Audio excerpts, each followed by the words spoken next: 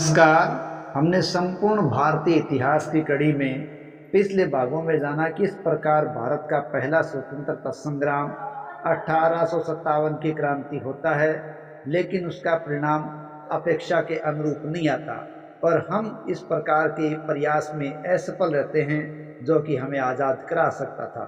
तो इस प्रकार भारत का पहला स्वतंत्रता संग्राम असफल होता है, लेकिन उसकी असफलता के पश्चात भारत सरकार अधिनियम 1858 लाया जाता है और इस 1818 के अधिनियम के द्वारा ब्रिटिश शासन है वो ईस्ट इंडिया कंपनी के शासन को समाप्त कर देता है और भारत का शासन सीधे ब्रिटिश क्राउन के हाथों में चला जाता है। तो चलिए आज जानते हैं 1858 के पश्चात ब्रिटिश भारत की परिस्थितियां। देखिए, कंपनी पर नियंत्रण स्थापित करने के लिए बोर्ड ऑफ कंट्रोल और कोर्ट ऑफ डायरेक्टर को समाप्त कर दिया गया और भारत सचिव के अधीन 15 सदस्यों वाली एक काउंसिल की स्थापना कर दी गई थी। ध्यान रहे, जब 1600 ईस्वी में ब्रिटिश ईस्ट इंडिया कंपनी की स्थापना की गई थी तब बोर्ड ऑफ डायरेक्टर इसकी स्थापना के समय से ही मौजूद था, लेकिन 1784 ईस्वी के अंदर जब पीट्स इंडिया एक्ट आया, उस एक्ट के द्वारा बोर्ड ऑफ डायरेक्टर के साथ साथ बोर्ड ऑफ कंट्रोल के पद को भी स्थापित किया गया था। इस एक्ट के द्वारा जब बोर्ड ऑफ डायरेक्टर और बोर्ड ऑफ कंट्रोल बना दिए गए तो कंपनी के जो वाणिज्यिक और राजनीतिक कार्य थे वो अलग अलग कंट्रोल में आ गए थे। साथ ही साथ पीट्स इंडिया एक्ट ने ईस्ट इंडिया कंपनी के कार्यों पर ब्रिटिश सरकार के नियंत्रण को भी अधिक स्थापित कर दिया था। तो ये बोर्ड ऑफ कंट्रोल और बोर्ड ऑफ डायरेक्टर अब 1818 के भारत सरकार अधिनियम के द्वारा दोनों ही समाप्त कर दिए गए थे और इस प्रकार ईस्ट इंडिया कंपनी का शासन सीधे ब्रिटिश क्राउन के हाथों में चला गया था। 1 नवंबर 1858 को इलाहाबाद में आयोजित दरबार में लॉर्ड कैनिंग ने ब्रिटिश महारानी विक्टोरिया की घोषणा को पढ़ा था। इस घोषणा के आधार पर गवर्नर जनरल को वायसराय की उपाधि दी गई। गवर्नर जनरल देशी रियासतों के लिए क्राउन के प्रतिनिधि के रूप में एक वायसराय था, जबकि ब्रिटिश भारत का वो गवर्नर जनरल था। इस प्रकार लॉर्ड कैनिंग भारत के प्रथम वायसराय बने थे। महारानी विक्टोरिया के इस घोषणा पत्र में एक और बात कही गई थी कि जो क्रांतिकारी या विद्रोही 2 जनवरी 1859 तक आत्मसमर्पण कर देंगे उनको माफ कर दिया जाएगा, लेकिन शर्त यह रहेगी कि वो किसी अंग्रेज की हत्या करने में सीधे तौर पर शामिल होने के आरोपी नहीं होने चाहिए। इसके अलावा लॉर्ड डलहौजी ने जो भारतीय राज्यों के विलय की नीति को अपनाया था उसको त्याग दिया गया और उसने देशी राजाओं को जो गोद लेने की अनुमति है उस पर प्रतिबंध लगा दिया था, उस अनुमति को भी फिर से प्रदान कर दिया गया था। इसके अलावा ब्रिटिश सरकार ने लोगों के धार्मिक मामलों में हस्तक्षेप नहीं करने का, साथ ही साथ प्राचीन भारतीय परंपराओं का सम्मान करने का पूरा आश्वासन दिया और इस नीति को उन्होंने अपनाया। इस प्रकार ब्रिटिश भारत की सरकार ने समाज सुधार से अलग रहने की नीति अपनाने का निश्चय कर लिया था। ब्रिटिश सेना है उसका पुनर्गठन करने का प्रयास किया गया और इसके लिए पील कमीशन नियुक्त किया गया। बाद में जब पील कमीशन की रिपोर्ट आई तो उस रिपोर्ट के आधार पर सेना में यूरोपीय सैनिकों की संख्या और अनुपात पहले से कुछ ज़्यादा बढ़ा दिया गया। इसमें बंगाल प्रेसिडेंसी में यूरोपीय और भारतीय सैनिकों का अनुपात 1:2 कर दिया गया तथा मद्रास और बंबई प्रेसिडेंसी में 1:3 रख दिया गया था।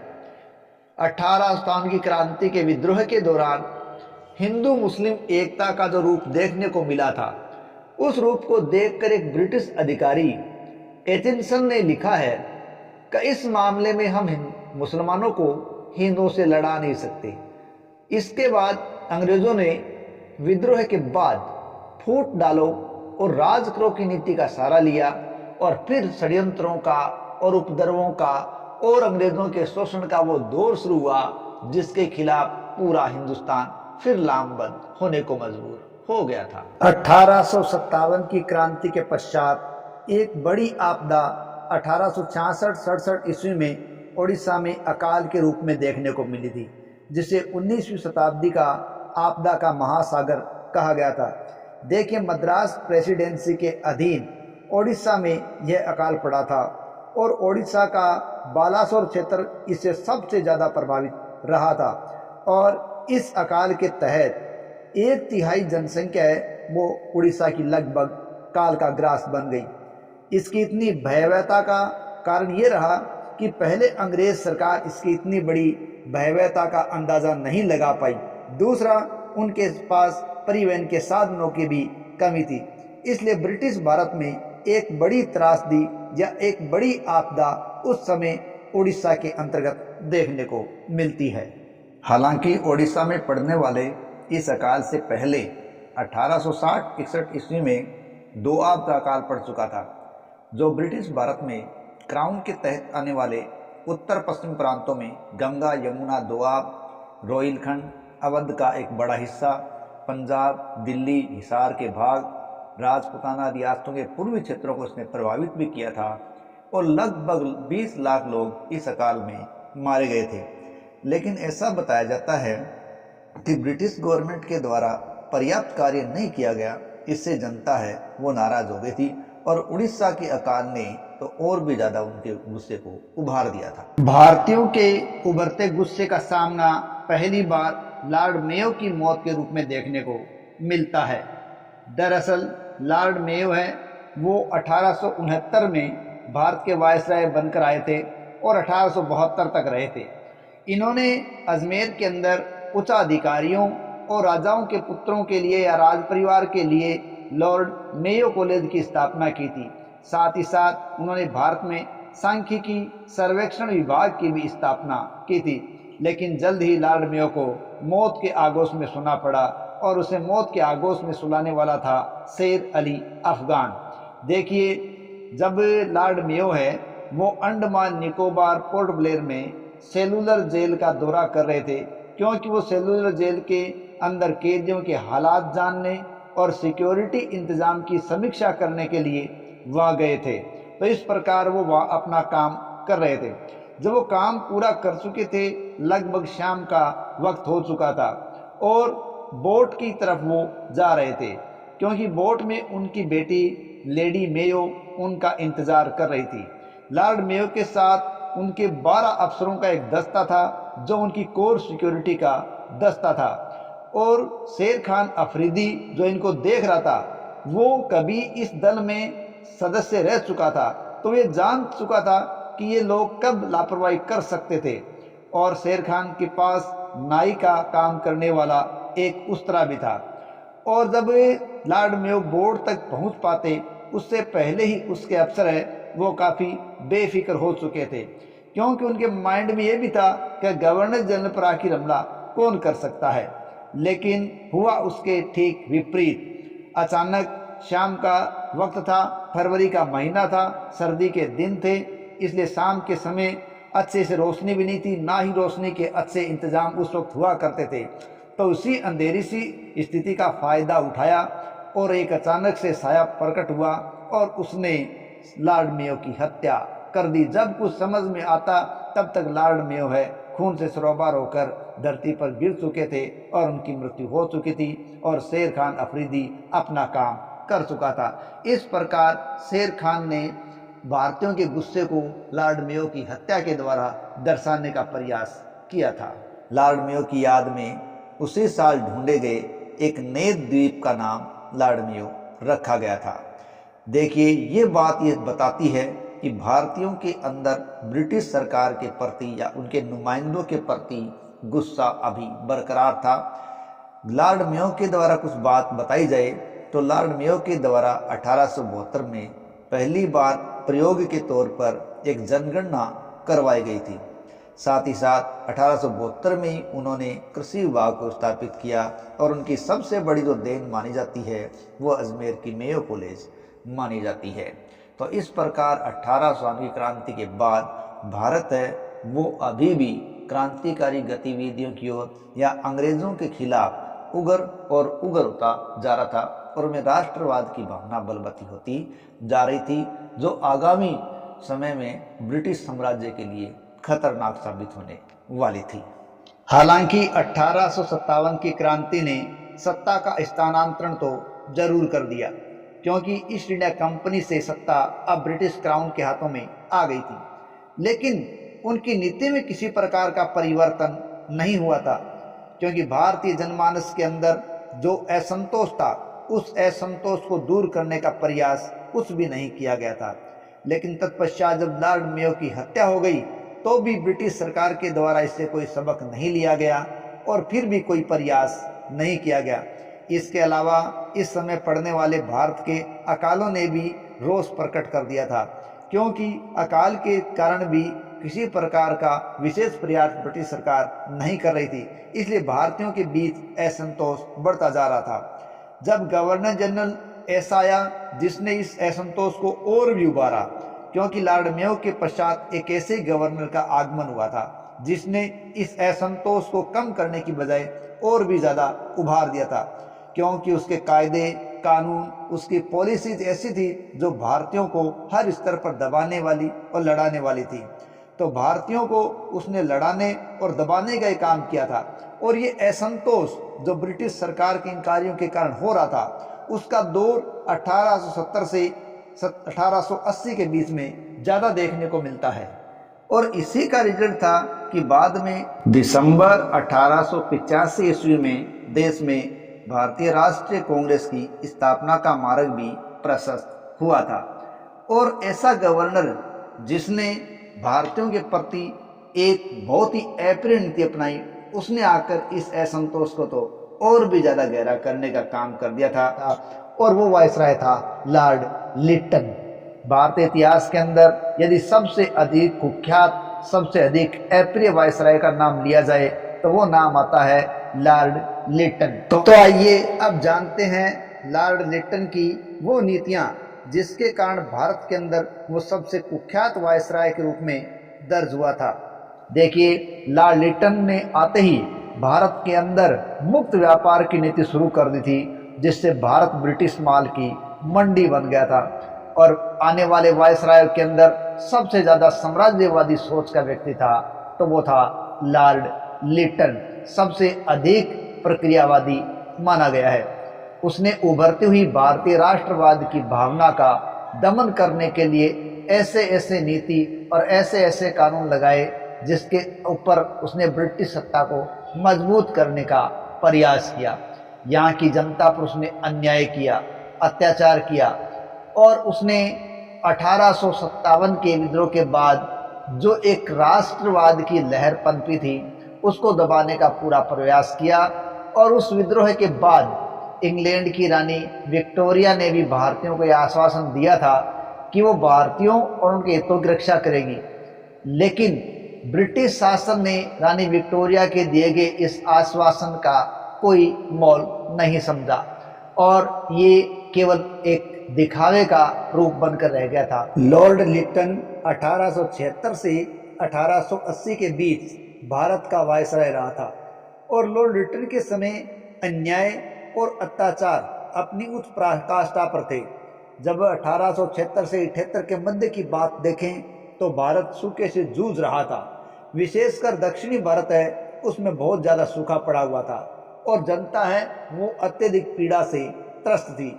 लेकिन ऐसी स्थिति के अंदर लॉर्ड लिटन ने कोई भी ठोस कदम नहीं उठाए। हालांकि उसने अकाल की जांच के लिए स्ट्रेची आयोग गठित जरूर किया था, लेकिन ये स्ट्रेची आयोग जनता की समस्या का कोई भी समाधान नहीं कर सका।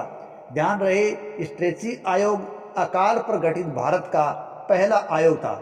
इसने अकाल की स्थिति में खाद्य व्यापार में राज्य के हस्तक्षेप की सिफारिश जरूर की थी, लेकिन जनता को इस समय सहायता की आवश्यकता थी। ऐसी कोई सहायता नहीं कर पाए, बल्कि एक घटना ऐसी जरूर कर दी जो कोड में खाज करने वाली साबित हुई। दरअसल लॉर्ड लिटन ने इस समय दिल्ली में एक भव्य दरबार का आयोजन करवा दिया और इस भव्य दरबार के आयोजन में उसने करोड़ों रुपए का खर्च कर दिया और ये करोड़ों रुपए खर्च करके उसका बोझ भी उसने जनता पर ही डाल दिया था। इस प्रकार का जो दरबार था वो 1877 में लगाया गया था और 1877 का ये दरबार ब्रिटेन की साम्राज्य को भारत की साम्राज्य घोषित करने के लिए लगाया गया था। इस दरबार में विक्टोरिया को भारत की साम्राज्य घोषित किया गया। इसके अलावा सरकार की नीति से भारतीय जनता असंतुष्ट थी, क्योंकि लॉर्ड लिटन ने भारतीय समाचार पत्रों में सरकार की जो कटु आलोचना हो रही थी उस कटु आलोचना को बंद करने के लिए 1878 में लिटन ने वर्नाक्यूलर प्रेस एक्ट पारित कर दिया। वर्नाक्यूलर प्रेस एक्ट है वो समाचार पत्रों को बंद करने वाला एक एक्ट था। इससे भारतीय समाचार पत्रों की स्वतंत्रता छिन गई थी और इस समय कुछ ऐसा हुआ कि कलकत्ता की अमृत बाजार पत्रिका ने रातों रात अपना जो छपाव है वो बंगाली भाषा से अंग्रेजी भाषा में कर दिया, लेकिन कुछ अखबारों को बंद होना भी पड़ा था। ये भी भारतीयों के लिए एक रोष की बात थी। गवर्नर जनरल लॉर्ड लिटन की सोच थी कि कोई भी व्यक्ति या कोई भी संस्था जो ब्रिटिश सरकार के खिलाफ बोलती है या उसको कुछ विरोध करती है, उस विरोध से और उस बोलने से उनको चुप कराना उसका मूल उद्देश्य बन गया था और उसने एक के बाद एक ऐसे एक्ट लाने शुरू कर दिए थे। इसके अलावा लॉर्ड लिटन ने भारतीयों के सामने एक और समस्या खड़ी कर दी। दरअसल 1878 में उन्होंने एक और एक्ट, आर्म्स एक्ट अर्थात शस्त्र एक्ट पारित कर दिया, जिसके आधार पर भारतीयों को शस्त्र रखने और बेचने का अधिकार नहीं रहा। इसके लिए उन्हें अनुमति पत्र की आवश्यकता थी और इस एक्ट के द्वारा उन्होंने रंग भेद भी दर्शाया था, क्योंकि अंग्रेजों और एंग्लो इंडियन पर यह लागू नहीं होता था। ये एक्ट केवल भारतीयों पर ही लागू हो रहा था। इससे स्पष्ट था कि वो भारतीय लोगों से ही नाराज थे और उनको ही अलग रखना चाहते थे, इसलिए भारतीय लोग इससे ज़्यादा रुष्ट हो गए। लेकिन लिटन यही नहीं रुके, उन्होंने एक और विधेयक पारित कर दिया।